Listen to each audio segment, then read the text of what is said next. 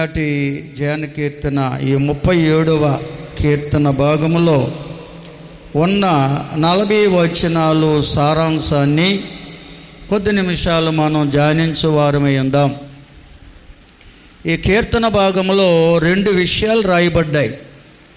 ఒకటి భక్తిహీనులు, 2 భక్తులు. ఆ భక్తిహీనులకు ఒక పేరు పెట్టాడు అక్కడ, అవిశ్వాసులని, అవినీతి పరులని. భక్తులు అనేవారికి నీతిమంతులని, విశ్వాసము గలవారని ఈ కీర్తనలో ఉన్న 40 వచనాల్లో రాయబడినటువంటి సారాంశం అది. భక్తిహీనులు అంటే చెడుతనాన్ని ఆస్వాదిస్తారు. భక్తులు అనగా చెడుతనాన్ని అసహించుకునేవారు. కనుక ఇక్కడ బైబిల్ గ్రంథం చెప్తున్న సత్యం ఏంటంటే, ఈ కీర్తనలో ఎవరైతే నీతిమంతులుగా జీవిస్తారో వారికి దేవుడు ఆశ్రయమై ఉంటాడని రాయబడి ఉంది. వారినే దేవుడు ఆదుకుంటాడట ఎల్లవేళలా ఆదుకుంటాడట. ఎందుకంటే దేవుడు నీతిని ప్రేమించేవాడు. ఆయన నీతికి రాజు. మరొక చోట ఉంది, నీతిమంతులు విశ్వాస మూలముగా జీవించెదరు అంటాడు. దేవుని స్తోత్రం చెల్లించండి.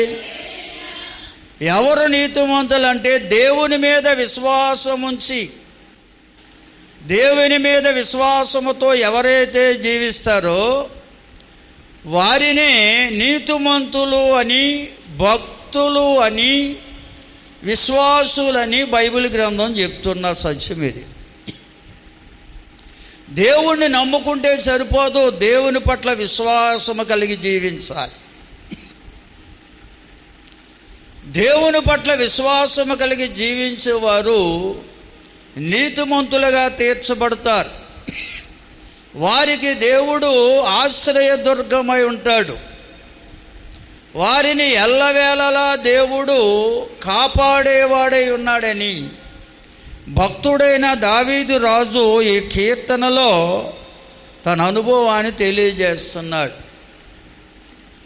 నీతిమంతులు అటండి చెడ్డవారిని చూసి వ్యసన పడరంట. వాళ్ళు దుష్కార్యములు చేయవారిని చూసి మత్సరపడరంట. ఎందుకంటే నీతిమంతులు అనబడేవారు ఎప్పుడు నీతికి రాజైన యేసు వైపే చూస్తారు, కానీ లోకములో ఎవరి వైపు చూడరు. లోకములో నీతిమంతులు ఉన్నారు, అవినీతిమంతులు ఉన్నారు.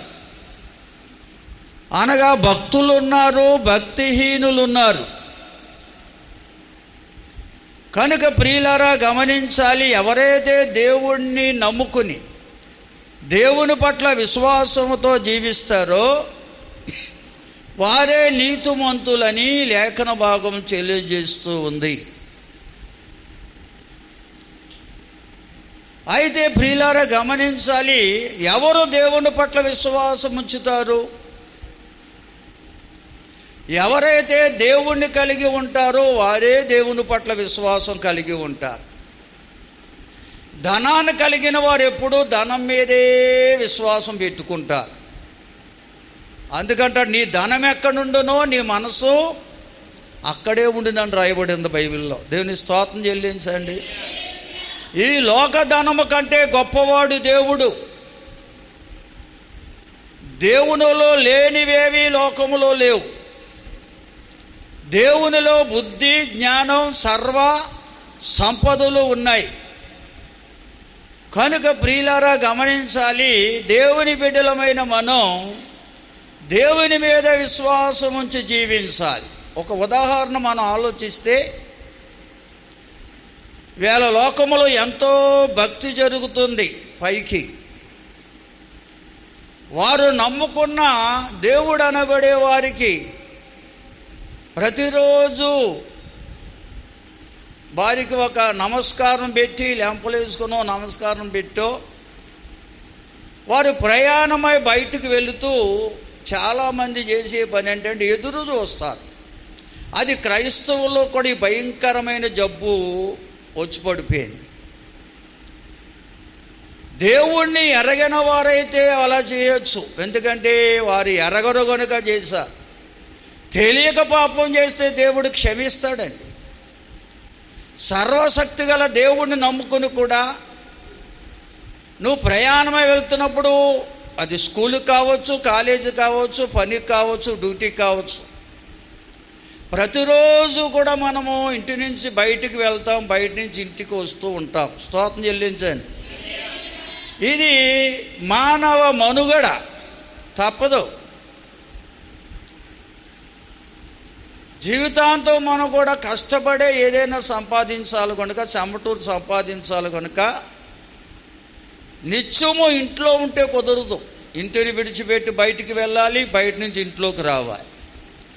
నువ్వు వెళ్ళేటప్పుడు నీ దేవునికి ప్రార్థన చేసుకుని బయటకు వచ్చి ఎదురు చూస్తున్నావు అంటే నీ దేవుని పట్ల నీకు నమ్మకము లేదన్నమాట. నువ్వు భక్తిహీనురాలవే, భక్తిహీనుడివే, అవినీతిపరుడివే. ఎందుకంటే అవిశ్వాసం అనేది మానవుణ్ణి అవినీతిపరుడిగా మార్చింది, భక్తిహీనుడిగా చేసింది, చెడ్డవాటి దాన్ని ఆశించేవాడిగా, వ్యసనపరుడిగా మార్చింది. అవిశ్వాసం అనే ఆ భయంకరమైన జబ్బు, అది సాతాను యొక్క ఆయుధమండి. వాడు అవిశ్వాసానికి జనకుడు. వాడు ప్రతి ఒక్కరిలో అవిశ్వాసాన్ని పుట్టించాలని చూస్తాడు. లోకంలో ఎంత భక్తి చేసినా ఆ దేవుని మీద విశ్వాసం ఉంచకుండా చేయాలనే వాడి తపన. ఎందుకంటే ప్రతి ఒక్కరిని అవినీతిపరుడిగా మార్చాలి, భక్తిహీనుడిగా చెయ్యాలి, నిత్యనాశనానికి చేర్చాలి. అది వాడి ఉద్దేశం. దేని స్తోత్రం. అందుకే బైబిల్ గ్రంథంలో ఉంది, పాతాళం అనేది దుష్టునికి వాని యొక్క సహకారుల కొరకే దేవుడు సిద్ధపరిచాడంట. దుష్టుని వశములో ఉన్నవారందరికీ సిద్ధపరిచాడంట పాతాళం అనేది దేవుడు, నరకం అనేది. వాడితో కలిసి విశ్వాసులను అవిశ్వాసులుగా మార్చి అవినీతి పరులుగా చేసి వారిని నిత్యనాశనానికి నడిపించాలని సాతాను పన్నాగం. కనుక ప్రియులారా గమనించాలి, మనం నమ్ముకున్న దేవుని మీద నిజంగా మనం నమ్మకం ఉంచిన వారమైతే ఇంట్లో ప్రార్థన చేసుకుని ఇంట్లో ఈదులో ఎదురు చూడం, ధైర్యంగా ముందుకెళ్ళిపోతాం. దేని స్తోత్రం. సామెతలు 28వ అధ్యాయం 1వ వచనములో అదే మాట రాశాడు. సామెతలు 28వ అధ్యాయం 1వ వచనములో జ్ఞానైన సొలొమోను ద్వారా దేవుడు పలికించిన మాట. ఒక్కరు చదవండి. ఎవడునో తరమకుండానే దుష్టుడు పారిపోవును, నీతిమంతుడు సింహము వలె ధైర్యముగా ఉందురు. అందరూ స్తోత్రం చెబుదామండి. దుష్టుడు దూరంగా పారిపోవాలంటే మనం దేవుడు నమ్ముకున్న దేవుని పట్ల విశ్వాసం ఉంచాలి. నీ నమ్ముకున్న దేవుని పట్ల నువ్వు విశ్వాసం ఉంచితే నువ్వు తరమక్కర్లేదు ఆ దుష్టుడైన సాతాన్ని, వాడే పారిపోతాడంట. ఎందుకంటే విశ్వాసం అనే ఖడ్గాను చూడగానే వాడికి భయం అండి. దేవుని స్తోత్రం. విశ్వాసం అనే డాలు ఎవరికైతే కలిగి ఉంటారో వారిని చూసే వాడికి భయం, అందుకనే తరమకుండానే పారిపోతాడంట. అయితే ఎవరైతే దేవుని పట్ల విశ్వాసము కలిగి జీవిస్తారో వారే నీతిమంతులు గనుక వారు సింహం వలె ధైర్యముగా ఉంటారని రాయబడి ఉంది. దేవునికి స్తోత్రం. మరి అడవికి రాజైన సింహం, దానికి ఎదురే లేదు కనుక ఆ అడవిలో ఉన్న ఏ జంతువుకు కూడా సింహం భయపడదు. అలాగే లోకములో అనేక రకాల మనుషులు ఉన్నారు, అనేక రకాల మనస్తత్వం కలిగిన వారు ఉన్నారు. ఇటువంటి లోకములో మనం సింహం వలె ధైర్యంగా ముందుకు సాగాలంటే దేవుని పట్ల విశ్వాసం కలిగి జీవించాలి. హల్లెలూయా. ఎందుకంటే మనం నమ్ముకున్న దేవుడు లోకములో ఉన్నవారందరికంటే గొప్పవాడు. నమ్మిన వారు స్తోత్రం చెల్లించండి. హల్లెలూయా. ఆయన మాట ద్వారా సృష్టిని చేసిన దేవుడు, నోటి మాట ద్వారా సృష్టిని శాసించిన దేవుడు. ఆయనకు అసాధ్యం అంటూ ఏమీ లేదు. ఆయన సమస్తమును చేయగల దేవుడు. దేవుని స్తోత్రం. ఆయన కంటే గొప్పవాడు ఎవడో లోకములో లేరండి. అందుకే ఆయనకి సర్వాధికారి అని పేరు పెట్టబడింది. సమస్తం మీద అధికారం కలిగిన వాడు ఆయన. రాజాది రాజు అని పేరు పెట్టబడింది. ప్రభువులకు ప్రభు అని పేరు పెట్టబడింది. ఎందుకంటే లోకంలో రాజులు ఉన్నారు కనుక రాజులకే రాజట ఆయన. లోకములో ప్రభులు అనబడేవారు ఉన్నారు కనుక ప్రభువులకే ప్రభువు. మనం సేవిస్తున్న యేసుక్రీస్తు ప్రభు. దేవుని స్తోత్రం. అందుకంటాడు యేసుక్రీస్తు అందరికీ ప్రభు అని రాయబడింది బైబిల్ గ్రంథంలో. దేవుని స్తోత్రం. హల్లెలూయా. బిగ్గరగా స్తోత్రం చెప్పండి. హల్లెలూయా. కనుక దేవుని బిడ్డలమైన మనం ఆ దేవుని మీద విశ్వాసము కలిగి జీవిస్తే, ఆ దేవునికి ప్రార్థన చేస్తాం. ప్రార్థించింది మనం పొందుకున్నామని నమ్మి ముందుకు సాగిపోతాం. అయ్యా, నేను ప్రయాణమై పలానా ప్రాంతం వెళ్తున్నాను, సహాయం చేయండి అని ప్రార్థన చేసి నువ్వు బయటికి రాగానే నా ప్రభు నాతో ఉన్నాడని ధైర్యంతో ముందుకు వెళ్ళిపోతావు. విశ్వాసం అంటే అది. నువ్వు ప్రార్థన చేసిన ప్రభు నీతో ఉన్నాడనే ధైర్యం నీకుంటే ఎదురు చూడవలసిన అవసరత అస్సలు లేదండి. ఎందుకంటే ఏ కీడు మనకి ఆయన రానివ్వడు.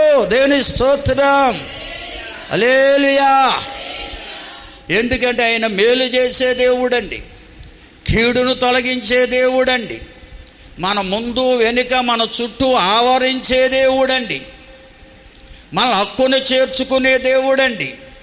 కనుక అటువంటి విశ్వాసం ఎవరైతే కలిగి ఉంటారో ప్రియులారా, వారే సింహం వలె ధైర్యంగా ఉంటారంట. లోకంలో ఎన్ని కష్టాలు వచ్చినా, ఎన్ని శ్రమలు వచ్చినా, ఎన్ని నిందలు వచ్చినా, అవమానం వచ్చినా దేనికి భయపడరు. దేవుని స్తోత్రం. హల్లెలూయా. అందుకని కీర్తన 34 అంటాడు, సింహం పిల్లలు లేము కొన్నను, దేవుణ్ణి ఆశ్రయించే వారికి ఏ మేలు అంటే సింహానికన్నా కొదువు ఉంటుందంట, కానీ దేవుని బిడ్డలకు కొదువ రానివ్వడు దేవుడు. నమ్మిన వాడు స్తోత్రం చెల్లించండి. దేవుడిని నమ్ముకుని కూడా దేవుని మీద నమ్మకం ఉంచట్లేదు కనుక నీ అవసరతలు తీరట్లేదు. ఆ కొదువ కొరత అలాగ ఉండిపోతుంది. చాలామంది దేవుడిని నమ్ముకుంటే సరిపోదు, నమ్మకం ఉంచాలి. నమ్మకం ఉంచాలి. దేవుని స్తోత్రం చెల్లించండి అందరూ. హల్లెలూయా. అందుకే అంటాడు, నమ్మకమైన వారికి మెండైన దీవెనలు అని రాయబడి ఉంది. మెండైన దీవెనలు అంటే, మెండైనవి అంటే విలువైన దీవెనలు. ఎవరో ఊహించిన దీవెనలు పొందుకుంటామంట. నిజంగా ప్రభువు నమ్ముకున్న మనం నమ్మకముగా వెంబడించగలిగితే ప్రియులారా, పరిశుద్ధ గ్రంథంలో అనేకమైన విషయాలు ఉన్నాయి. దేవుని పట్ల విశ్వాసం కలిగి జీవించిన వారు ఏ విధంగా సింహం వలె ధైర్యంగా ముందుకు సాగారో ఎన్నో విషయాలు ఉన్నాయి. అందులో 2-3 విషయాలు ఈ దినమున మనం ధ్యానించడానికి ఇష్టపడదామండి. చూడండి, సమూయేలు మొదటి గ్రంథం 17వ అధ్యాయం 33వ వచనం నుండి చదువుకుందామండి. సౌలు ఈ ఫిలిష్తీయుని ఎదుర్కొని వాడితో పోట్లాడుటకు నీకు బలము చాలదు, నీవు బాలుడవు, వాడు బాల్యము నుండి యుద్ధాభ్యాసము చేసినవాడని.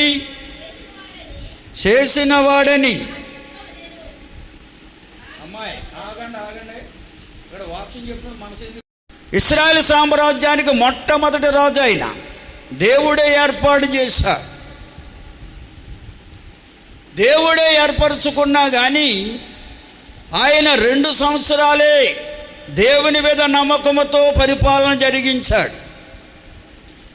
తర్వాత దేవుని మీద నమ్మకాన్ని కోల్పోయాడు, భ్రష్టుడిగా భక్తిహీనుడిగా మారిపోయాడు. దైవశక్తిని ఎరగినవాడిగా మారిపోయాడు. 38 సంవత్సరాలు దేవుని శక్తిని ఎరగినవాడుగానే, భక్తిహీనుడిగానే పరిపాలన చేశాడు. అటువంటి సౌలు రాజు ఇశ్రాయేలు సామ్రాజ్యాన్ని పరిపాలిస్తున్న దినాల్లో శత్రువులైన సిరియన్లు అనగా ఫిలిస్తీన్లు వీరి మీదకి దండెత్తుకొచ్చారట. అప్పుడు సిరియన్లు, ఫిలిస్తీన్లు అందరూ కూడా దేవుని ప్రజలకు శత్రువులుగా ఉండేవారు. అమోనీయులు, అమాలేకీయులు ఎంతోమంది ఉన్నారు. ఆ ఫిలిస్తీన్లు ఇశ్రాయేలు దేశం మీదకు దండెత్తుకొచ్చారట.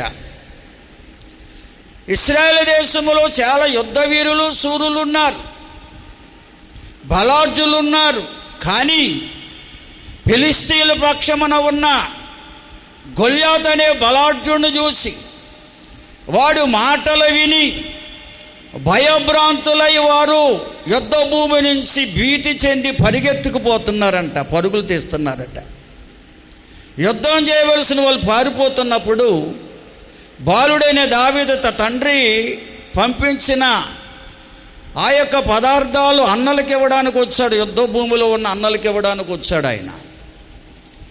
ఈ పారిపోతున్న సైనికులను చూసి ఎందుకు ఇలా పారిపోతున్నారని అడిగినప్పుడు ఫిలిస్తీన్ల పక్షమున బలాఢ్యుడైన ఒక గొల్యాతు అనేవాడు ఉన్నాడు, వాడిని చూస్తే భయమేస్తున్నారు, మాటలు వింటేనే భయభీతి చెందుతున్నాం, వాడిని ఎవరూ కూడా ఎదిరించలేని స్థితిలో ఉన్నారు.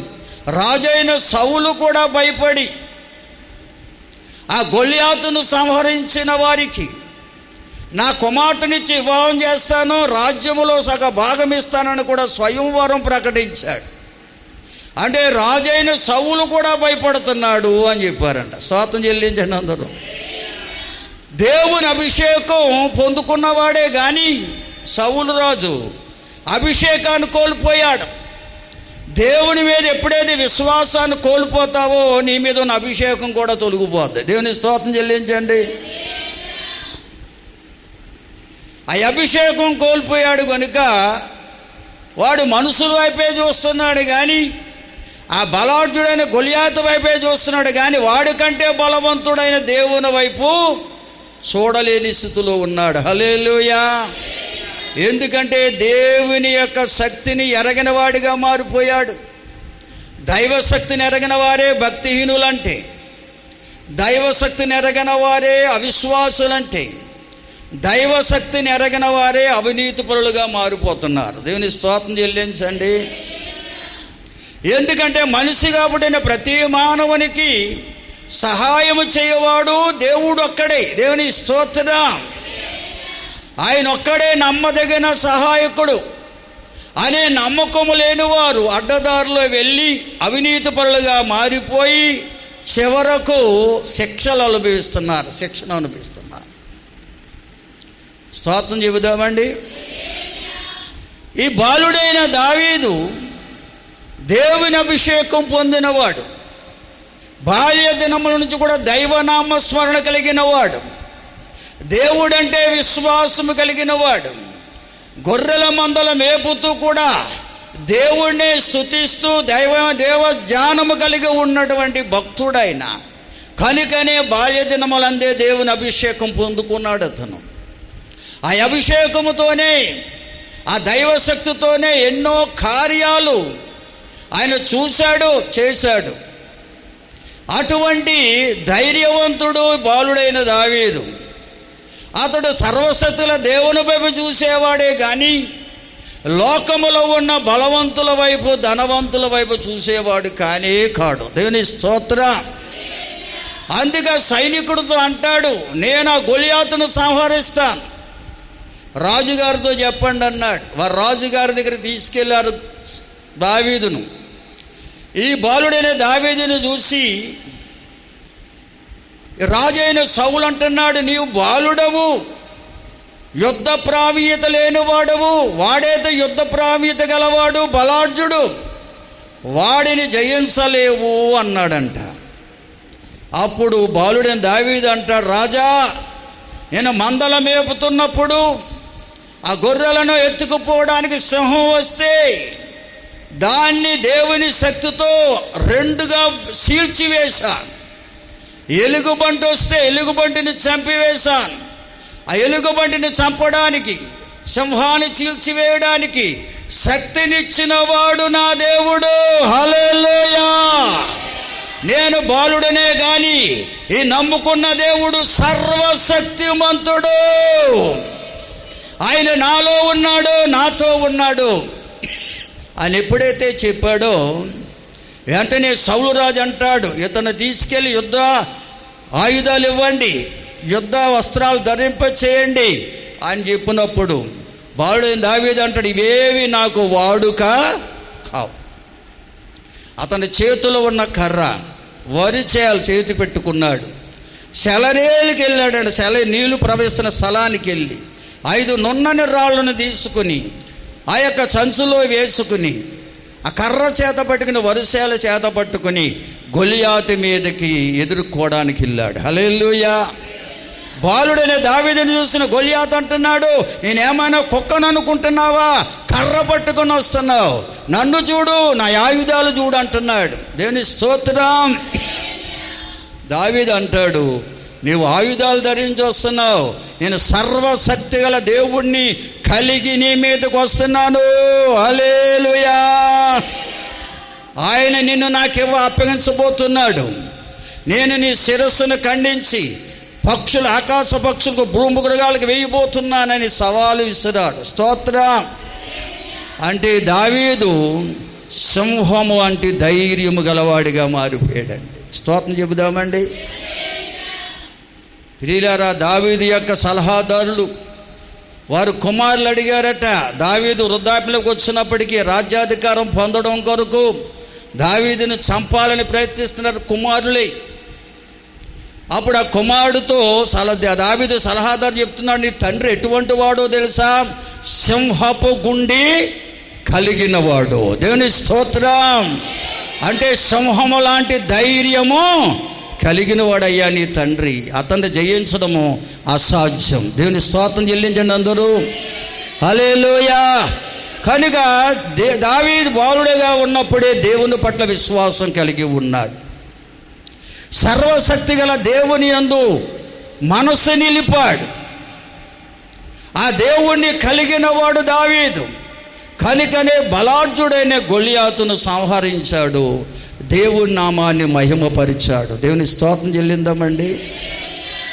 కనుక ప్రియులారా గమనించాలి, దేవుని పిల్లలమైన మనం మన దేవుని యందు మన విశ్వాసం ఉంచాలి.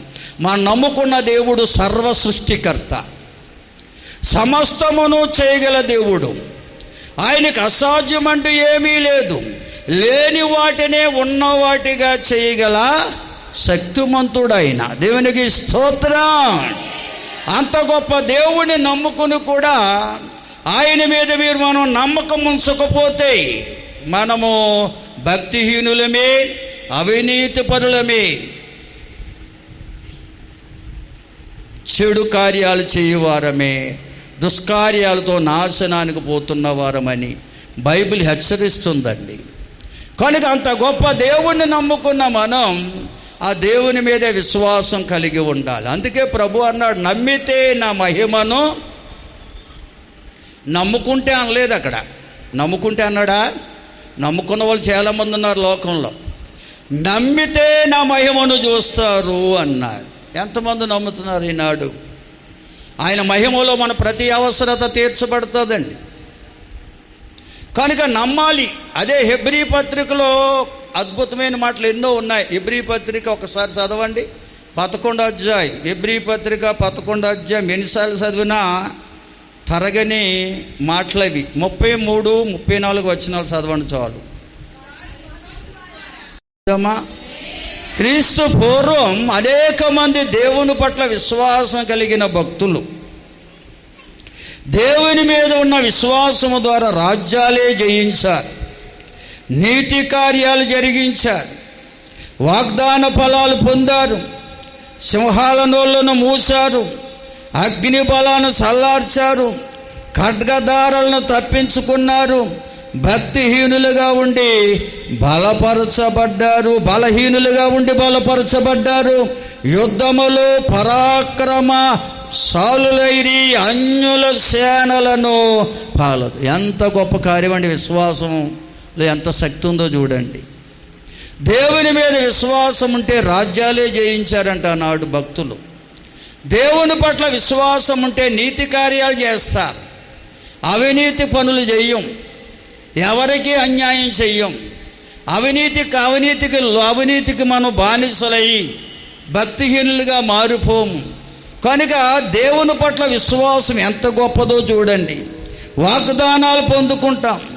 సింహాల నోళ్ళు మూశారు, అగ్ని బలాన్ని చల్లార్చబడ్డారు, బలహీనులై ఉండి బలపరచబడ్డారు, యుద్ధములో పరాక్రమశాలులుగా అన్యుల సేనలను పాలదు. ఇలాగ ఎన్నెన్నో విషయాలు హెబ్రీ పత్రిక 11వ అధ్యాయంలో మనము చూస్తాం, మొదటి నుంచి చివరి వరకు. స్తోత్రం చెల్లిందామండి. హల్లెలూయా. 2 చేతులు తెచ్చిన వాళ్ళు ఒకసారి స్తోత్రం చెప్పండి. మన దేవుడు కళ్ళుండు చూడని వాడు కాదు. మన ఇష్టానుసారంగా భక్తి చేతి కుదరదు. ఆయన చూచుచున్న దేవుడు. కనుక ప్రియులారా, నమ్ముకున్న నీవు ఆయన మీద నమ్మకం ఉంచితే దేవుడు ఎన్నెన్నో కార్యాలు మన జీవితంలో జరిగిస్తాడు. కాదు, లేదు, అవదనే కార్యాలు కూడా దేవుడు చేస్తాడు. కనుక మనం దేవుడు నమ్ముకున్న మనం దేవుని మీద నమ్మకం ఉంచాలి.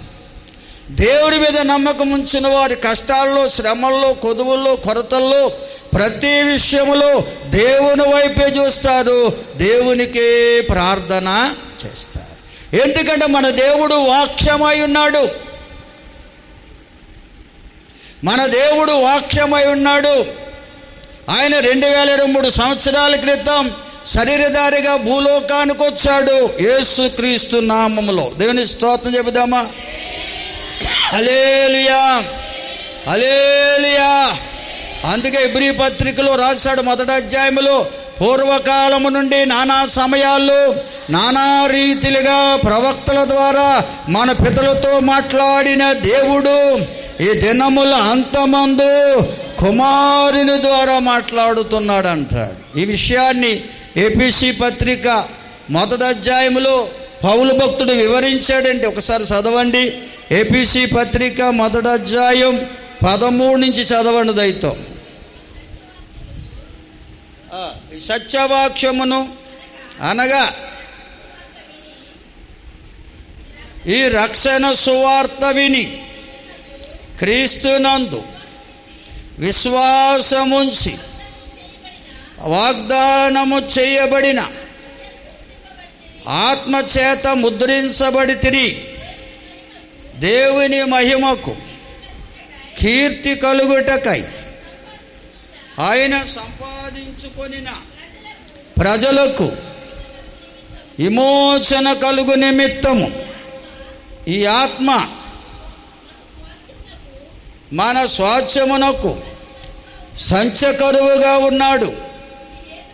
ఈ హేతువు చేత ప్రభువైన యేసు నందలి మీ విశ్వాసమును గూర్చియు పరిశుద్ధుల ఎడల మీరు చూపుచున్న విశ్వాసమును గూర్చియు నేను వినినప్పటి నుండి మీ విషయమై మానక దేవునికి కృతజ్ఞతాస్తుతులు చెల్లించుచున్నాను.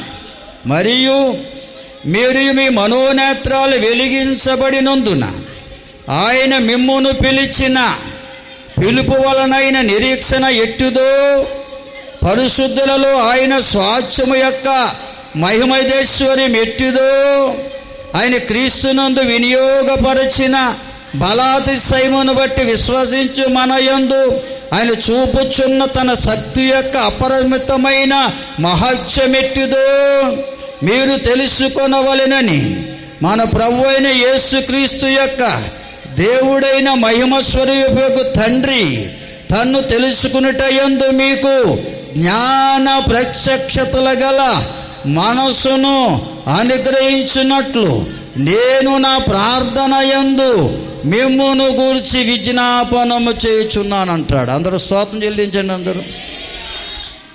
ఇది పౌలు భక్తుని ఆవేదన. ఈనాడు దైవ సేవకుల ఆవేదన అదే. వేళ సువార్త వింటున్నారు. సువార్త అనగా ప్రభువైన యేసుక్రీస్తుని గూర్చిన వార్త. ఆయన 2023 సంవత్సరాల క్రితం ఆత్మస్వరూపైన ఆ దేవుడు, వాక్యమైన ఆ దేవుడు శరీరమును ధరించుకుని భూలోకానికి వచ్చారని, ఆయనే యేసు అని నామములో ఆ క్రీస్తు భూలోకానికి వచ్చారని 30 సంవత్సరాలు ఈ పాపలోకములో సంచరిస్తూ పాపమాల్యం అంటకుండా తన్ను తాను కాపాడుకున్నాడని, అనగా పాపలోకములో మానవుడు ఎలా జీవించాలో జీవించి నేర్పించాడని 3.5 సంవత్సరాలు పరలోకానందాన్ని ఇహలోకములో రుచి చూపించి, ఈ లోక ఆనందము కంటే పరలోకం ఎంత గొప్పదో రుచి చూపించి అద్భుత మహత్కార్యముల ద్వారా తన మహిమను కనపరిచాడని, ఆ 33.5 సంవత్సరాల వయసులో ఏ పాపము లేని యేసయ్య పాపులైన మానవుల కొరకు కలవరి సిలువకు అప్పగించుకుని ఆయన కార్చిన పరిశుద్ధ రక్తము ద్వారా మానవాళికి పాప విమోచనము అనుగ్రహించాడని, అదే పాపలోకములో పరిశుద్ధ మార్గం అనేది ఏర్పడిందని, అది రక్షణ మార్గమని, ఎవరైతే నమ్మి బాప్తిసం పొంది ఆ మార్గములోకి వస్తారో ఆయన జీవాన్ని మానవాళికి ప్రసాదిస్తాడని, అది పునరుద్ధాన శక్తి అని, ఆయన పునరుద్ధానము ద్వారా జీవాన్ని మానవులకి ఇస్తున్నాడని, ఈ పునరుద్ధాన శక్తి అనబడే జీవాన్ని ఎవరైతే పొందుకుంటారో వారి ఆత్మ వెలిగించబడుతుందని. దేవునికి స్తోత్రం చెల్లించండి. హల్లెలూయా. అందుకని పునరుద్ధానుడైన యేసయ్య నోటి మాటే 2 అంచుల ఖడ్గం. పునరుద్ధానుడైన యేసయ్య నోటి మాటే మన ఆత్మను వెలిగించే శక్తి గలది. దేవుని స్తోత్రం చెబుదామా. మనోనేత్రం అంటే ఆత్మ. ఈ మానవుని ఆత్మను వెలిగించడం కొరకు ఆయన మరణము నుంచి తిరిగి లేచి మానవాళికి జీవాన్ని ప్రసాదించారు. ఎవరో జీవాన్ని పొందుకుంటారంటే నమ్మి బాప్తిసం పొంది ఎవరైతే రక్షణ మార్గంలోకి వచ్చి ఆయనకు తాము అప్పగించుకుంటారో వారికి ఆయన జీవాన్ని ప్రసాదిస్తాడు. ఆ జీవమే మానవ హృదయాన్ని వెలిగించేది, దేవుని ఆత్మను వెలిగించేది. హల్లెలూయా. అందుకని అన్నాడు, నా యందు మీరును మీ యందు నా మాటలు నిలిచి ఉన్న ఎడల అన్నాడు. కనుక నమ్మి బాప్తిసం పొందిన ప్రతి ఒక్కరూ ప్రభువుపై మనసు నిలపాలి. ఎప్పుడైతే ప్రభుపై నువ్వు మనసు నిలుపుతావో ఆయన మాటలు నీలోకి పంపిస్తాడు. ఆయన మాటల్లో జీవముంది. హల్లెలూయా. ఆ జీవమే మన ఆత్మను వెలిగిస్తుంది. దాన్నే మనోనేత్రము వెలిగించబడినందున అంటాడు. దేవుని స్తోత్రం చెబుదామండి. ఎప్పుడైతే మన ఆత్మదీపం వెలిగించబడతాదో ఆ ప్రభునందు మన నిరీక్షణ గలవారిగా మారిపోతాం. దేవుని స్తోత్రం చెల్లించండి అందరూ. ఆయన యందే విశ్వాసం ఇచ్చుతాం, ఆయన మీదే మన మనసు నిలుపుకుంటాం. ఎప్పుడైతే ఆయన మీద మనసు నిలుపుకుంటామో ఆయనే మనలోకి తన మాటలు పంపించి మనల్ని నడిపించేవాడై ఉన్నాడు. దేవునికి స్తోత్రం. హల్లెలూయా. ఆ యొక్క యేసయ్య మాటలే జ్ఞాన వివేకములు గల మాటలటండి. దాని కొరకే పౌలు భక్తుడు అంటున్నాడు, జ్ఞాన వివేకములు గల ఆత్మను దేవుడు మీకు దయచేయాలని నేను ప్రార్థన చేస్తున్నాను అంటాడు. ప్రతిరోజు మేము చేసే ప్రార్థన అదే. దయాన్ని నమ్ముకున్న ప్రతి ఒక్కరిలో జ్ఞాన వివేకములు గల ఆత్మ కావాలి.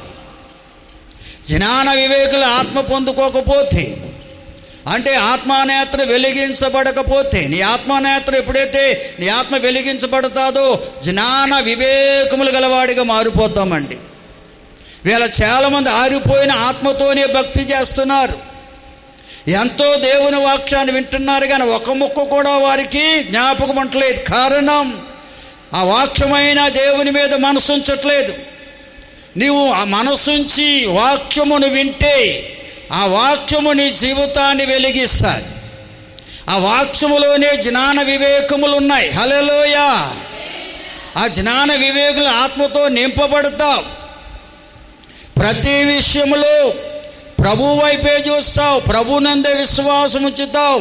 ప్రయాణాల్లో, పనిపాటల్లో, సమస్త కార్యాల్లో ప్రభు వైపే చూస్తావు, ప్రభువుకే మొరపెడతావు, ప్రభువునందే నమ్మిక ఉంచుతావు. ఇక లోక సంబంధమైన ఆచార వ్యవహారాలు కానీ, ఈ కట్టుబాట్లు కానీ వాటి జోలికి వెళ్ళమండి. అవన్నీ వ్యర్థమైనవని అర్థమవుతుంది. దేవుని స్తోత్రం చెల్లించండి. వీళ్ళు ఇంకా ప్రభువుని నమ్ముకుని ఇంకా వాటిలోనే ఉంటున్నారు. చాలామంది వాటిలోనే ఉంటున్నారు, ముహూర్తాలు పెట్టించుకుంటున్నారు. వాడేమో ఈ సమయం మంచిది అంటాడు, ఆ సమయం మంచిది కాదంటాడు.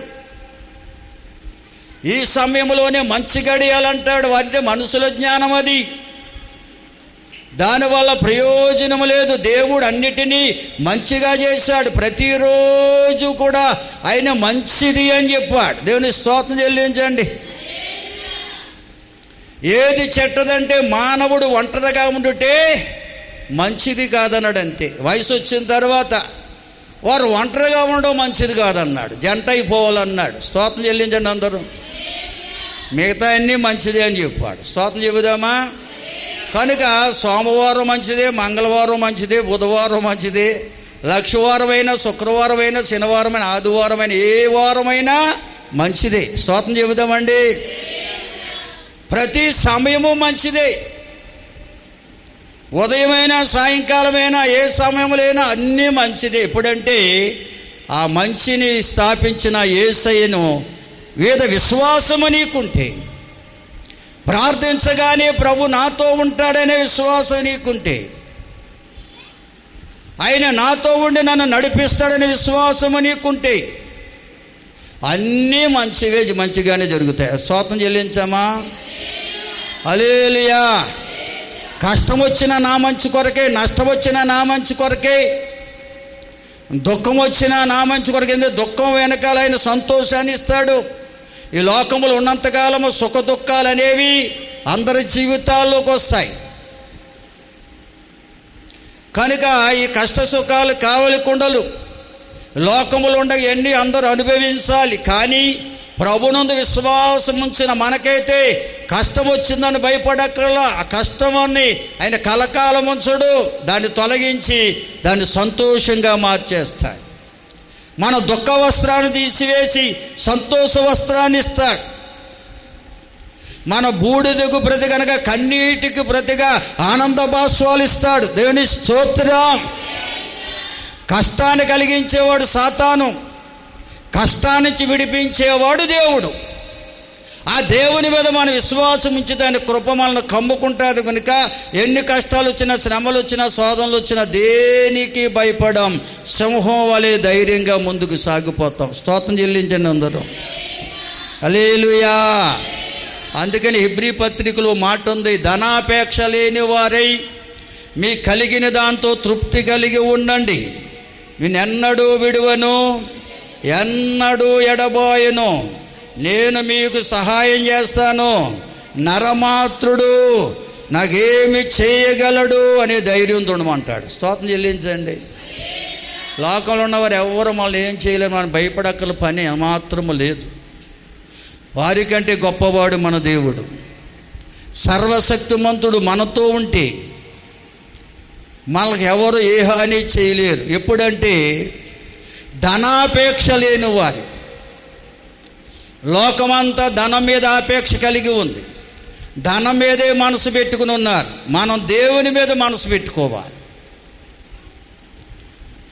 ఎందుకంటే దేవుని మీద మనసు పెట్టుకుంటే మనకు కావలసిన ధనాన్ని ఎలా సంపాదించుకోవాలో ఆయనే మనకి నేర్పించి నడిపిస్తాడు. స్తోత్రం చెల్లించండి అందరూ. హల్లెలూయా, హల్లెలూయా. కనుక ధనం మీద కాదు ఆపేక్ష, ధనాన్ని కలగజేసే దేవుని మీద ఆపేక్ష పెట్టుకోవాలి. ధనకణతలు ఇచ్చేవాడు ఆయన. ఆయన మీద ఎప్పుడైతే మనసు పెట్టుకుంటామో అప్పుడే కలిగిన దాంతో తృప్తి కలిగి ఉంటాం. ఏ స్థితిలో ఉంటే ఆ స్థితిలోనే తృప్తి కలిగి ఉంటాం. గుడిసెలో ఉన్నవారు ఇది తృప్తి, నాకు దేవుడిచ్చాడు, ఇది లేని వారు ఎంతోమంది ఉన్నారు. పెంకడిల్లో ఉన్నవారు ఇది లేనివారు ఎంతోమంది ఉన్నారు. డాబాల్లో ఉన్నవారు ఇది లేనివారు ఎంతోమంది ఉన్నారు. అపార్ట్మెంట్లో ఉన్నవారు కూడా కలిగిన దాంతో తృప్తి కలిగి ఉండమన్నాడు. నీకు కలిగింది తృప్తి కలిగి ఉండి ఇంకా ఎక్కువ కావాలని ఆశించొద్దు అన్నాడు. స్తోత్రం చెల్లించండి అందరూ. కనుక ఎప్పుడు ఏది కావాలో అన్నీ కూడా ఆయన సమకూర్చి జరిగించే దేవుడండి. అందుకే రేపటిని గూర్చి మీరు విచారించకండి, రేపటి సంగతిని రేపటికే నేను అప్పగించాను అన్నాడు. అంటే ముందు భవిష్యత్తు ఎలా ఉంటుందో దేవుడు ఒక ప్రణాళిక వేశాడు మన పట్ల. అది ఆయన నెరవేర్చాలంటే ఆయన మీదే విశ్వాసం ఉంచాలి, ఆయన మీదే మనసు నిలుపుకోవాలి. ఆయనకే నిన్ను నీవు అప్పగించుకుంటే నిన్ను ఎలాగ నడిపించాలో అలాగ ఆయన నడిపిస్తాడు. దేవుని స్తోత్రం. నడిపిస్తాడు నా దేవుడని పాట పాడేస్తావు, కానీ ఆ నడిపించే దేవునికి అప్పగించుకో. నువ్వు అప్పగించుకోవాలంటే ఆయన పట్ల నీకు విశ్వాసం ఉండాలి. ఆయన సర్వశక్తిమంతుడని, సమస్తమును చేయగల దేవుడని, నా బలహీనతలో బలమునిచ్చేవాడని, నా రోగాన్ని కుదుటపరిచేవాడని, నా కలిగిన ప్రతి కష్టములో నష్టములో శ్రమలో నన్ను ఓదార్చి ధైర్యపరిచి నడిపించే దేవుడని. హల్లెలూయా. మనము దేవుని మీద విశ్వాసం ఉంచాలండి. స్తోత్రం చెల్లించండి. కనుక ఈనాడు మన పాటలు పాడుతున్న ఏ పాటలు చూసినా దేవుని మీద విశ్వాసంతో రాసిన పాటలే అన్నీ కూడా. దేవుని మీద విశ్వాసంతో రాసిన పాటలే. స్తోత్రం చెల్లించండి. హల్లెలూయా. కన్నీరు తుడచువాడా విశ్వాసం ఉంచాలి. కొరింథీ మొదటి పత్రిక 2వ అధ్యాయం 4-5 వచనాల్లో రాయబడి ఉంది. మన విశ్వాసం ఏమైనదో ఒకసారి పరీక్షించుకోమంటున్నాడు. త్వరగా చదవాలి. మీ విశ్వాసము మనుషుల జ్ఞానమును ఆధారము చేసుకొనక దేవుని శక్తిని ఆధారము చేసుకున్నదై ఉండవలెను. స్తోత్రం చెల్లించండి అందరూ. మళ్ళీ విశ్వాసంలో 2 రకాలు ఉన్నారంట. కొందరు మనుషుల జ్ఞానముతో కూడా విశ్వాసం గలవారు, కొందరేమో దేవుని శక్తి మీద ఆధారపడిన విశ్వాసం గలవారు. మనుషుల జ్ఞానముతో కూడా విశ్వాసం గలవారు దేవుని మీద ఆధారపడలేరండి. వారు మనుషులు చెప్పిన మాటలే నమ్ముతారు, మనుషుల మీదే నమ్మకం ఉంచుతారు, మనుషుల వైపే చూస్తారు. దాని కొరకు సువార్తల్లో, అన్ని సువార్తల్లో రాయబడింది, కానీ మార్కు సువార్తలో చాలా వివరంగా పెట్టారండి. మార్కు రాసిన సువార్త ఒక్కసారి చదువుదామా? 4వ అధ్యాయం 35 నుంచి మనం చదివినట్లయితే, ఆ దినమే సాయంకాలమైనప్పుడు ఆయన అద్దరికి పోవుదుమని వారితో చెప్పగా, వారు జనులను పంపివేసి ఆయనను ఉన్నపాటున చిన్న దోణిలో తీసుకొని పోయిరి. ఆయన వెంబడి మరికొన్ని దోణెలు వచ్చాను. అప్పుడు పెద్ద తుఫాను రేగాను. ఆయన ఉన్న దోణి మీద అలలు కొట్టినందున ఆ దోణి నిండిపోయిను. ఆయన దోణి అమరమున తలగడి మీద నిద్రించుచుండెను. వారు ఆయనను లేపి, బాధకుడా, మేము నశించిపోచున్నాం, నీకు చింత లేదా అని ఆయనతో అనేది. అందుకు ఆయన లేచి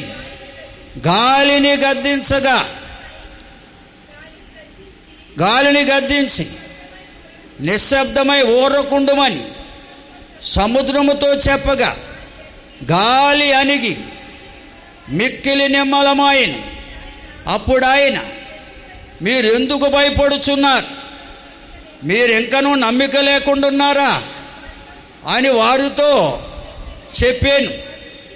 వారు మిక్కిలి భయపడి, ఈయన ఎవరో, గాలియు సముద్రమును ఈయనకు లోబడుచున్నవని ఒకరితో ఒకరు చెప్పుకొనిరి. అందరూ స్తోత్రం చెబుదామండి.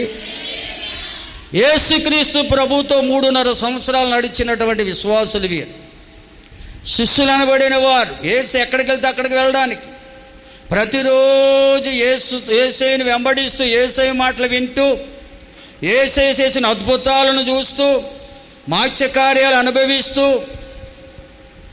వారు యేసుని వెంబడించినటువంటి శిష్యులండి వీరు. ఒక రోజున యేసు ప్రభుతో కలిసి ఒక దోణిలో నదిలో ప్రయాణమై వెళ్తున్నారట. ఒక సముద్రంలో యేసయ్యతో కలిసి ఒక దోణిలో వెళుతున్నారు. మరికొన్ని దోణిలు కూడా సముద్రంలో ప్రయాణం చేస్తున్న కొంతమంది ప్రజలు. వారి దోణిల్లో యేసయ్య లేడు. వీరు యేసుని వెంబడించిన వారు కనుక, యేసయ్య శిష్యులు కనుక యేసయ్యని కలిగి వారు ఆ సముద్రంలో ప్రయాణమే వెళ్ళిపోతున్నప్పుడు పెద్ద గాలి తుఫాను వచ్చిందంట. యేసయ్య దోణిలో అమరం మీద పండుకొని నిద్రపోతున్నాడని రాశారు. ఆ గాలి తుఫానికి నీళ్లు ఆ దోణిలోకి వచ్చి పడుతున్నాయటండి. దోణి నిండిపోతుంది. మిగిలిన ఆ దోణిల కొరకు మనం అక్కడ ప్రస్తావన లేదు, ఎందుకంటే వారు యేసును కలిగి లేరు. స్తోత్రం చెల్లించండి. వారు ఆ తుఫాన్లో కొట్టుకుపోయారు, చరిత్రలో ఉంది. యేసయ్య దోణిలో ఉన్నాడు. ఎన్ని సముద్రపు నీళ్ళు వచ్చి దోణిలో పడి దోణి నిండిపోతున్నా వారు నాశనం కాలేదు, ములుగుపోలేదు ఆ దోణి. కానీ వీరు తొందరపడి యేసయ్యను లేపి, బోధకుడా మేము నశించిపోతున్నాం, నీకు చింత లేదా అని అడుగుతున్నారండి. స్తోత్రం చెల్లించండి అందరూ. యేసయ్యతో 3.5 సంవత్సరాలు నడిచినవారు, యేసయ్య చేసిన అద్భుతాలను చూసినవారు, ఆయన మత్స్య కార్యములను అనుభవించినవారు, అటువంటి ఈ శిష్యులకు యేసు మీద విశ్వాసము లేదు. హల్లెలూయా. వీరు మనుషుల జ్ఞానంలో కూడా విశ్వాసం గలవారండి. మన మనుషుల జ్ఞానం అంటే ఏదైనా కష్టం వచ్చినప్పుడు, శ్రమ వచ్చినప్పుడు కలవరపడిపోతుంటాం. యేసయ్య మనల్ని మరిచిపోయాడు అనుకుంటాం. మరిచిపోయాడు అనుకుని వారితోనే వారితోనే ఉన్నాడు ఆయన. కానీ నీకు చింత లేదా అని అడుగుతున్నారు. బైబిల్ గ్రంథంలో ఒక చోట పేతురు గారు అంటారు, ఆయన మన కొరకే చింతించుచున్నాడు అంటారు. స్తోత్రం చెల్లించండి. ఆయన చింత ఏంటంటే మన మీద మనసుని చింతించడంటే మనసు నిలుపుడని అర్థం. లక్ష్యం ఉంచాడట. ఆయన నమ్ముకున్న మన మీదే మనసు నిలిపాడు. ఎందుకంటే వీరు నన్ను నమ్ముకున్నారు కానీ, నన్ను వెంబడిస్తున్నారు కానీ నా మీద వారికి నమ్మకము లేదు. స్తోత్రం చెల్లించండి. మన విశ్వాసాన్ని స్థిరపరచాలని మన మీదే మనసు పెట్టుకుని మనతోనే మాట్లాడుతున్నాడండి ఆయన. ఆయన మన కొరగా చింతించే దేవుడండి. అయితే వారు గ్రహించలేకపోతున్నారు. సర్వశక్తి గల యేసయ్యని కలిగి ఉన్నారు. ఆ నీళ్లను చూసి దోణి మునిగిపోతుందని భయపడి నీకు చింత లేదా అంటున్నారు. మీరు చింతిస్తున్నారు, యేసయ్యకు చింత లేదా అని అడుగుతున్నారు. ప్రభువు గాలిని గద్దించాడు, సముద్రము నిమ్మలమైపోమన్నాడు. గాలాగిపోయింది, సముద్రము కూడా నిమ్మలమైపోయింది. అప్పుడు ప్రభువు అన్నాడు, ఎందుకు భయపడుతున్నారు మీరు ఎందుకు విశ్వాసం ఉంచలేకపోతున్నారు? నేను చేసిన కార్యాలు ఎన్నో చూశారు, ఎన్నో అద్భుతాలు అనుభవించారు, కానీ ఎందుకు నమ్మలేకపోతున్నారు నన్ను? దేవుని స్తోత్రం. హల్లెలూయా. కష్టాల్లో, శ్రమల్లో, శోధనలో మనలను విడువని దేవుడు ఆయన. దేవుని స్తోత్రం.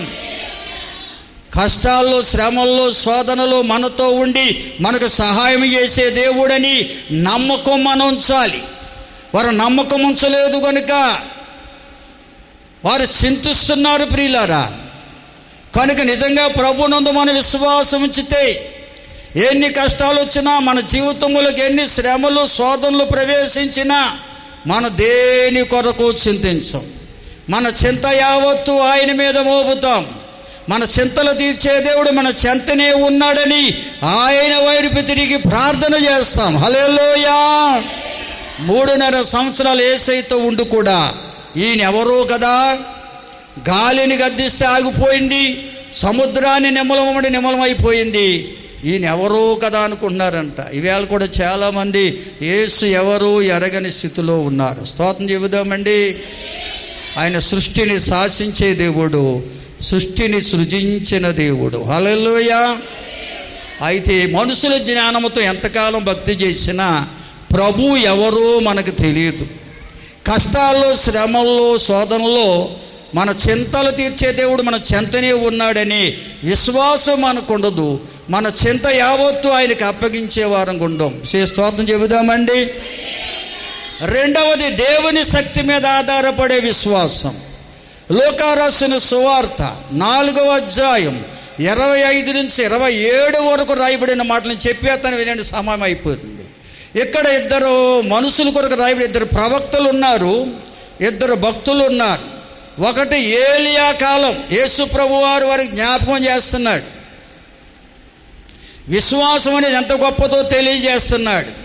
దేవుని మీద ఆధారపడిన విశ్వాసం గల వారి జీవితంలో దేవుడు ఎలా ఎన్ని కార్యాలు చేస్తాడో చెప్తున్నాడు. ఏలియా దినాల్లో 3.5 సంవత్సరాలు ఆకాశం మూయబడింది. లోకమందంతటా అనగా ఇశ్రాయేలు దేశం అంతటా కరువు వచ్చింది. మనిషిని బిడ్డలను తాన బిడ్డలు ఒకరు కోసుకు తినే భయంకరమైన దినాలవి. అటువంటి దినాల్లో కెరోతు వాగు వద్ద ఉన్న ఏలియా దేవునికి ప్రార్థిస్తున్నాడట. ఈ వాగు నీళ్ళు ఇంకిపోయాయి, కాకోలాల ఆహారం తేవడం మానేశాయి, నేను ఎక్కడికి వెళ్ళాలని ప్రార్థన చేస్తే సారేపతి అనే ఊరికి వెళ్ళమన్నాడు. స్తోత్రం చెల్లించండి. ఒక విధవరాలిని ద్వారా నేను పోషిస్తానన్నాడు. ఏలియా మారు మాట్లాడకుండా దేవుని పట్ల విశ్వాసం గలవాడు కనుక సారేపతి అనే ఊరు గవిని వద్దకు వెళ్ళగానే ఒక విధవరాలు కట్లేరుకోవడం కనబడింది. వెంటనే ఆమెని పిలిచి దాహానికి నీళ్ళు అడిగాడు. ఆ రోజుల్లో మంచి నీళ్ళు ఇవ్వడానికి కూడా చాలా కరువు, నీళ్ళు కూడా కరువే. తన కొరకు తెచ్చుకున్న నీళ్లు ఆమె అడిగినటువంటి ఏలియాకి ఇచ్చింది. ఆయన ప్రవక్త ఆమెకు తెలియదు. దేవుని స్తోత్రం. ఎందుకంటే ఆమె దేవుని మీద ఆధారపడిన విశ్వాసం కలిగిన స్త్రీ. ఎవరు ఇతరుల దాహం తీరిస్తే దేవుడు నా దాహాన్ని తీరుస్తాడనే విశ్వాసం. నిన్ను వలని పొరుగువాని ప్రేమించమన్న దేవుని యొక్క ఆజ్ఞ ఆమెలో ఉంది కనుకనే అడిగినటువంటి వెంటనే తన వద్దున్న నీళ్లు కొంచెము ప్రవక్త అయిన ఏలియాకి ఇవ్వడానికి సిద్ధపడినప్పుడు ప్రవక్త అయిన ఏలియా అంటాడు, ఆ చేత్తోడే ఒక అప్పం కూడా అమ్మ ఆకలితో ఉన్నానంటాడు. ఉన్న విషయం నిజాన్ని నిర్భయంగా చెప్పింది. అయ్యా, నా తొట్టులో కొంచెమే పిండి ఉంది, బుడ్డులో కొంచెమే నూనె ఉంది, నా బిడ్డ నేను చావకుండా ఉండునట్లు ఆ కొంచెమి పిండితో ఆ కొంచెము నూనెతో చెరుకు అప్పము చేసుకుని తినాలనుకుంటున్నాం. ఆ తిన్న తర్వాత ఇంక మా వద్ద ఆహారం లేదు కనుక ఇంకా చావే మా జీవితం అని ఉన్న విషయాన్ని చెప్పింది. ఆ మాట విన్న ప్రవక్తని ఏలియా అంటున్నాడు, నువ్వు చెప్పిన వాడు నిజమే, కానీ నీ చెప్పినట్లుగా ఇంటికెళ్ళి నీ కోసం నీ బిడ్డ కొరకు అప్పాలు చేయి, అందులో ఒక చిన్న అప్పం, మొదటి అప్పం నాకివ్వు. ఎప్పుడైతే నాకు అప్పాన్ని ఇస్తావో మరుక్షణమే తొట్టులో పిండి కానీ బుడ్డులో నూనె కానీ తరిగిపోదని దేవుడైన యెహోవా సెలవిస్తున్నాడు. హల్లెలూయా. దేవుడే చెప్పమన్నాడు నీకు, ఆ మొదటి అప్పము నాకు ఇస్తే నీ తొట్టెలో పిండి తరగదు, బుడ్డులో నూనె తరగదు. ఈ కరువు దినాలన్నిటిలోనూ నీ కుటుంబంలో సమృద్ధినిస్తాడు దేవుడు. హల్లెలూయా. మనమైతే నమ్ముతామా చెప్పండి? దైవ సన్నిధి రావడం చేతిలో ఏమీ లేదన్నారు చాలామంది. చేతిలో ఏమీ లేక మందిరానికి రాలేదంట. చాలామంది నోటని మాటలు విన్నాను. ప్రియులారా, గమనించాలి. దేవుని మనకున్న దాంట్లో దేవునికి ఇవ్వగలిగితే దేవుడు మనకు వద్ద లేని వాటిని ఉన్న వాటిగా మార్చేస్తాడు. స్తోత్రం చెబుదామా? అది కష్టమే. ఉన్న కొద్దిపాట్లు దేవుడికి ఇవ్వడం కష్టమే, కానీ ఇష్టపడి చేస్తే అది ఎంత మాత్రము కష్టము కాదు. అప్పుడు నీకు లేని దాన్ని ఉన్నదానిగా మార్చేస్తాడు. స్తోత్రం చెబుదామండి.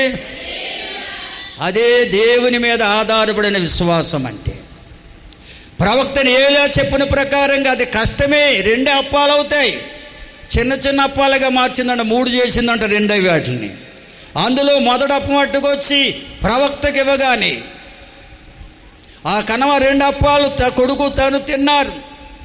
మర్నాడు ఉదయం చూసినప్పుడు తొట్లో పిండి తరగలేదు, బుడ్డులో నూనె అవలేదండి. అది దేవుని కార్యం అంటే స్తోత్రం చెల్లించాలి. చేతిలో ఏమీ లేదనకండి. ఉన్నంతలో దేవుడికి ఇవ్వడానికి ప్రారంభిస్తే లేని దాన్ని ఉన్నదానిగా దేవుడు మార్చేస్తాడు. హల్లెలూయా. మన లేమిని కలిమిగా మార్చగల దేవుడు ఆయన. అదే దేవుని శక్తి మీద ఆధారపడిన విశ్వాసం అండి. దేవుని మందిరానికి రావడములో, దేవునికి ఇవ్వడములో, దేవునికి ఇష్టలుగా జీవించడములో నువ్వు ముందుండడమే దేవుని పట్ల, దేవుని శక్తి మీద ఆధారపడే విశ్వాసం. హల్లెలూయా. దేవుని మందిరానికి వెళ్తే నాలోని దుఃఖం పోతుంది, ఆవేదన తొలగిపోతుంది, నా కష్టాలు శ్రమలకు ఉపశమనం దొరుకుతుంది. అది దేవుని మందిరములో, అది ఆనంద నిలయం. హల్లెలూయా అనే విశ్వాసం నీకు ఉండాలి. మందిరములకు రాగానే కష్టాలన్నీ కూడా మట్టుమాయమైపోతాయి, అవి నేను బాధించవు. హల్లెలూయా. దేవునికి ఇవ్వడం ప్రారంభిస్తే దేవుడు నీకివ్వడం ప్రారంభిస్తాడు. దేవునికి ఇష్టలుగా జీవించడం ప్రారంభిస్తే నీ ఇష్టాలన్నీ దేవుడు నెరవేరుస్తాడు. స్తోత్రం చెల్లించండి అందరూ. రెండవది నయమాను కొరకు రాశాడు అక్కడ 2వ భాగంలో. ఎలీషా అనే ప్రవక్త దినాల్లో ఇశ్రాయేల్ ప్రజలు ఎంతోమంది కుష్ఠరోగులు ఉన్నారు, కానీ ఇశ్రాయేల్లో ఎవరికి స్వస్థత రాలేదు. సిరియనుడైన నయమాను మాత్రం స్వస్థత పొందాడట. స్తోత్రం చెబుదామండి. కారణం, నయమాను ప్రవక్త అయిన ఎలీషా చెప్పిన ప్రకారంగా 7 మార్లు యొర్దాను నదిలో ములగగా నయమాను స్వస్థత పొందాడు. దేవుని సేవకుడు చెప్పినట్లుగా నువ్వు చేయగలిగితే అది నీ కష్టం అనుకోవచ్చు, ఇష్టపడి చేస్తే అది నీకు దీవెనిగా మారిపోద్ది. దేవునికి స్తోత్రం చెల్లించండి. అదే దేవుని శక్తి మీద ఆధారపడిన విశ్వాసం. అందుకని హెబ్రీ పత్రిక 12వ అధ్యాయం మొదటి 3 వచనాల్లో ఇదే విషయాన్ని రాశాడు. ఎంత గొప్ప సాక్షి సమూహము మేఘములే మన ఆవరించి ఉన్నందున మనము కూడా ప్రతి భారమును సులువుగా చిక్కిపెట్టు పాపమును విడిచిపెట్టి విశ్వాసమునకు కర్తయు దానిని కొనసాగించువాడునైన యేసు వైపు చూస్తూ మన ఎదుట ఉంచబడిన పందెములో ఓపికతో పరిగెత్తుతాం. ఆయన తన ఎదుట ఉంచబడిన ఆనందము కొరకు అవమానాన్ని కూడా నిర్లక్ష్యపెట్టి శిలువను సహించి దేవుని సింహాసనమందు యొక్క కుడిపార్శ్వమందు ఆసీనుడై ఉన్నాడు. కాబట్టి మీరు అలసట పడకయు నీ ప్రాణములు విసకకయు ఉండినట్లు పాపాత్ములు ఆయనకు వ్యతిరేకంగా చేసిన తిరస్కారమంతయు ఓర్చుకొనిన ఆయననగా యేసును తలంచుకోండి. హల్లెలూయా. ఆయనే విశ్వాసానికి కర్త. మనలో విశ్వాసాన్ని తొలగించేవాడు ఆయనే, మనలో విశ్వాసాన్ని పుట్టించేవాడు ఆయనే, మనలోని విశ్వాసాన్ని కొనసాగించేవారుగా చేసేవాడు ఆయనే. ఎందుకంటే ఆయన నోటి మాటే మనలో విశ్వాసాన్ని పుట్టిస్తుంది. వినుట వల్ల విశ్వాసము కలుగును, ఆ వినుట క్రీస్తు యేసు మాట వల్లే కలిగిన రాయబడి ఉంది. అందుకని ఆయన విశ్వాసమునకు కర్త, విశ్వాసాన్ని కొనసాగించేవాడు. ఆయన వైపు చూద్దాం, ఆయనకు మొరపెడదాం, ఆయన కార్యాలు అనుభవిద్దాం. ఆయన మన నీతిమంతులుగా తీర్చే దేవుడు, నిత్యాశ్రయ దుర్గము గుండా ఆదుకునే దేవుడు. రండి మోకరించండి, ఆయనకు అప్పగించుకుని ప్రార్థన చేద్దాం. ప్రేమగల దేవా, మీకే వందనాలు, స్తోత్రాలు, స్తుతులు అర్పిస్తున్నాం. ఇంతవరకు నీ వాక్కుతో మమ్మల్ని దర్శించారు నాయన. విన్న వాక్యమును బట్టి నీ బిడ్డలు ప్రభువా మనుషుల జ్ఞానాన్ని ఆధారం చేసుకుని విశ్వాసం కాకుండా నీ మీద ఆధారపడిన విశ్వాసము కలిగి నీ కార్యాలు అనుభవించే గొప్ప భాగ్యం ప్రతి బిడ్డకు దయచేయండి. వచ్చిన ప్రతి బిడ్డను దీవించండి, తెచ్చిన ప్రతి కానుక అంగీకరించండి. రోగులు ఉన్నారు, స్వస్థపరచండి, బలహీనలు బలపరచండి. గర్భఫలం కొరకు ఎదురు చూస్తున్నవారు గర్భాలు తెరవండి. గర్భవతులకు ఆరోగ్యం, బాలింతలకు బలం, చిన్న బిడ్డలపై దయాకిటిని ఉంచండి. యవనస్తులను సండే స్కూల్ బిడ్డలు దీవించండి. వివాహ ప్రయత్నాలను మార్గాలు తెరవండి. వివాహమైన వైవిక జీవితాలు సుఖమయం చేయండి. ఈ మందిర నిర్మాణంలో సహకరించిన ప్రతి కుటుంబాన్ని దీవించండి. సహకరించేవారు అనేకులు పురుగొల్పండి నాయన. నీకు వందనాలు. ఆయా దేశాల్లో, ఆయా రాష్ట్రాల్లో, ఆయా ప్రాంతాల్లో సంఘ బిడ్డలందరిపై నీ కాపుదలకు అందుష్టించి కాపాడిన ఆయన. రేపు ఉదయం జరగబోతున్న సండే స్కూల్ కార్యక్రమం అంతా ఆశీర్వాదకరంగా నడిపించండి. 13వ తారీఖున యజ్రా గారి గృహం వద్ద జరగబోతున్న కృతజ్ఞత కూడిక కూడా దీవెనికరంగా నడవడానికి కృపనివ్వండి. మంచి వాతావరణం ఇవ్వండి. సహాయం చేయండి. మహిమ పొందండి. యేసు నామములో అడుగుచున్నాను తండ్రి, ఆమేన్. దేవుని ప్రేమ, కుమారుడైన యేసుక్రీస్తు వారి దివ్య కృప, పరిశుద్ధాత్మ దేవుని సన్నిధి, సమాధానం మనకి, మన కుటుంబాలకు, క్రీస్తు యేసుని ప్రేమిస్తున్న సకల ప్రజలకు సదాకాలం దేవుని కృప సమాధానం తోడుగా ఉండి నడిపించును గాక. ఆమేన్, ఆమేన్. అందరూ